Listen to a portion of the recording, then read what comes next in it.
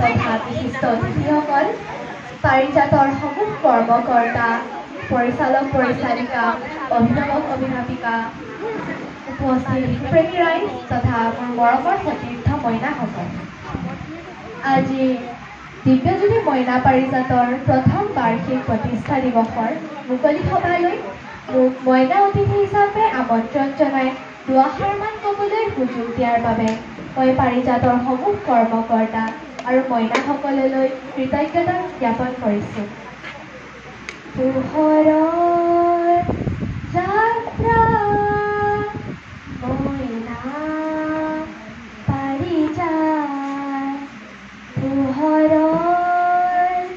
যাত্ৰা মইনা পাৰিজাত, আন্ধাৰ বিনাশী পোহৰক লৈ আঁকোৱালি, আন্ধাৰ বিনাশী পোহৰক লৈ আঁকোৱালি, স্বৰ্ণ জয়ন্তী অতিক্ৰমী মহাৰজক জয়ন্তীত দিলেহি ভৰি, স্বৰ্ণ জয়ন্তী অতিক্ৰমী মহাৰজক জয়ন্তীত দিলেহি ভৰি, পোহৰৰ যাত্ৰা মইনা পাৰিজাত, পোহৰৰ যাত্ৰা মইনা পাৰিজাত। মইনা পাৰিজাত এটি সুন্দৰ শব্দ। মইনাসকল সৰগৰ পাৰিজাত ফুলৰ দৰেই সুন্দৰ আৰু এই মইনাসকলৰ সৰ্বাংগীন বিকাশৰ বাবে চেষ্টা কৰা এটি অনুষ্ঠান হ'ল মইনা পাৰিজাত। আমাৰ শাৰীৰিক, মানসিক, বৌদ্ধিক তথা সাংস্কৃতিক বিকাশৰ বাবে কাম কৰি অহা মইনা পাৰিজাতৰ ওচৰত আমি সদায় কৃতজ্ঞ। সদৌ অসম মইনা পাৰিজাতে এতিয়া ৭৫ বছৰত ভৰি দিছে।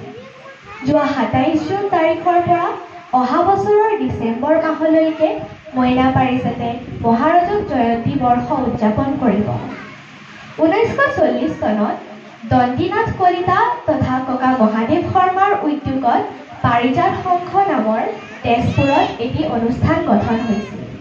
তাৰ পাছত ১৯৪৮ চনত ককা ত্ৰৈলোক্যনাথ শৰ্মাই হেমন্ত বৰদলৈৰ সহযোগত যোৰহাটৰ তৰাজান সোণাৰী গাঁৱত তৰাজনীয়া মইনা মেল নামেৰে প্ৰথম মইনা মেল গঠন কৰিছিল।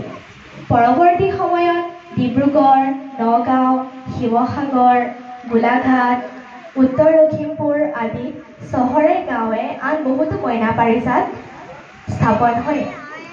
১৯৫০ চনত পাৰিজাত সংঘ আৰু মইনা মেল এই দুই অনুষ্ঠান একেলগ হৈ সদৌ অসম প্ৰাদেশিক মইনা মেল গঠন হয়।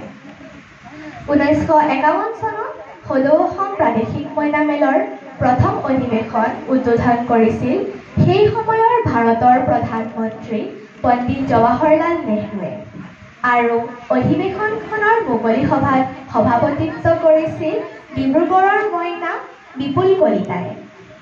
সেই সময়তে গুৱাহাটীত আইতা নলিনীবালা দেৱীয়ে পাৰিজাত কানন নামৰ এটি শিশু অনুষ্ঠান আৰম্ভ কৰে। ককা মহাদেৱ শৰ্মা, ককা ত্ৰৈলোক্যনাথ শৰ্মা আৰু আইতা নলিনীবালা দেৱীৰ প্ৰচেষ্টাত ১৯৫৪ চনৰ ২৭ জুন তাৰিখে পাৰিজাত কানন আৰু মইনা মেল এই দুই অনুষ্ঠান একেলগ হৈ মইনা পাৰিজাত অনুষ্ঠানটিৰ জন্ম হয়। মইনা মেলৰ পৰা মইনা শব্দটি আৰু পাৰিজাত কাননৰ পৰা পাৰিজাত শব্দটি লৈ একেলগ কৰি মইনা পাৰিজাত নামটি নামকৰণ কৰা হয়। মইনা পাৰিজাতৰ জন্মৰ আঁৰত থকা প্ৰতিজন ব্যক্তিয়ে আমাৰ বাবে চিৰনমস্য। মইনা পাৰিজাতৰ মূল উদ্দেশ্য হৈছে উঠি অহা মইনাসকলৰ নিজে নিজে সংঘবদ্ধ হ'বলৈ সুবিধা দি ৰং আৰু ধেমালিৰ মাজেৰে তেওঁলোকৰ সহজাত প্ৰবৃত্তিবোৰৰ বিকাশ কৰোৱা। মইনাসকলক ভাল দেশৰ নাগৰিক হিচাপে গঢ়ি তোলাৰ ভেটিটো সবল কৰি তোলে মইনা পাৰিজাতে। সজ আচৰণ, নিয়মানুৱৰ্তিতা তথা আদি হ'ল মইনা পাৰিজাতৰ মূল মন্ত্ৰ। তোমালোকে বাৰু মইনা পাৰিজাতৰ প্ৰতীকটো চাইছানে? প্ৰতীকটোত থকা হালধীয়া ৰংটো হ'ল সোণালী শৈশৱৰ প্ৰতীক। সেউজীয়া পাহাৰ লগতে উদ্দীপ্ত সূৰ্যটো হ'ল জ্ঞান অন্বেষণৰ প্ৰতীক। প্ৰতীকত থকা সেই মইনা চৰাইটো আৰু স্বৰ্গৰ পাৰিজাত ফুলৰ সৈতে মইনাসকলক তুলনা কৰা হৈছে। মইনা পাৰিজাতে আমাৰ প্ৰতিভাসমূহৰ চৰ্চা তথা বিকাশৰ বাবে এখন মঞ্চ প্ৰদান কৰিছে। প্ৰত্যেক সপ্তাহৰ শনিবাৰৰ দিনটোত আমাৰ পাৰিজাতৰ বৈঠক বহে আৰু এই বৈঠকখন পৰিচালনা কৰে এখন মইনা মন্ত্ৰীসভাই। মন্ত্ৰীসভাত থাকে এজন প্ৰধানমন্ত্ৰী, শিক্ষামন্ত্ৰী, স্বাস্থ্যমন্ত্ৰী, কৃষিমন্ত্ৰী তথা ক্ৰীড়া মন্ত্ৰী। তেওঁলোক প্ৰত্যেকেই নিজা নিজা বিভাগ বৰ সুন্দৰকৈ পৰিচালনা কৰে। বৈঠকত মইনাসকলে নাচ, কবিতা আবৃত্তি, অভিনয় ইত্যাদিৰ চৰ্চা। মইনা পাৰিজাতে আজি মোক এই মঞ্চত বক্তৃতা প্ৰদানৰ বাবে সাহস যোগাইছে। মইনা পাৰিজাতে অনুষ্ঠিত কৰা বিভিন্ন প্ৰতিযোগিতাসমূহত অংশগ্ৰহণে মইনাহঁতৰ আত্মবিশ্বাস বৃদ্ধি কৰে। আঞ্চলিক, জিলা তথা ৰাজ্যিক অধিৱেশনসমূহত মইনাহঁতে পৰিচালক পৰিচালিকাৰ তত্বাৱধানত শিবিৰত থাকি অংশগ্ৰহণ কৰে। ২-৩ দিনৰ বাবে ঘৰৰ পৰা আঁতৰত নিয়ম শৃংখলা মানি শিবিৰত থাকি অধিৱেশনৰ বিভিন্ন কাৰ্যসূচীত অংশগ্ৰহণৰ অভিজ্ঞতাবোৰ বৰ মনোৰম। এই অভিজ্ঞতাবোৰে মইনাসকলক সমৃদ্ধ কৰি তোলে। মইনা পাৰিজাতৰ জৰিয়তে বিভিন্নতাৰ মইনাসকল বন্ধুত্বৰ দোলেৰে বান্ধ খাই থাকে। সদৌ শেষত মই মোৰ আজিৰ এই চমু বক্তব্য কলাগুৰু বিষ্ণুপ্ৰসাদ ৰাভাদেৱৰ এটি কবিতাৰে সামৰণি মাৰিব খুজিছোঁ। কবিতাৰ শিৰোনাম অঘৰীৰ ঘৰ। এই ঘৰ অঘৰীৰ ঘৰ, অতি মনোহৰ। নাই ইয়াত টেক্স খাজনা, নাই একো আধুনিক যতন যাতনা।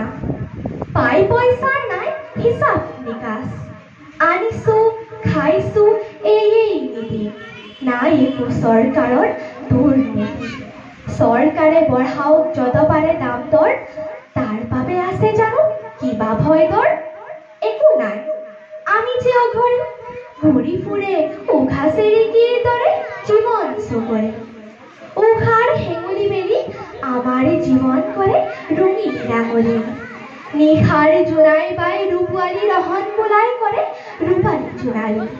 তৰাৰ তৰালী দীপালী, আলফুল কৈ পোহৰ মেলি, জোনাকী পৰুৱাৰ সদে খেলি মেলি। ৰ'দালিৰ ছাঁ গছ গছনিৰ ডাল পাত, চৰাই জাকৰ পিতালিৰ গীত মাত, হিয়া কৰা সাৰ। টকৌপাত মেলি লওঁ বৰষুণ চিটিকি নপৰে যেন গাত। আমি যে অঘৰী বৰ দুখী, নহ'লেও গৰীব দিন দুখী। ধন্যবাদ।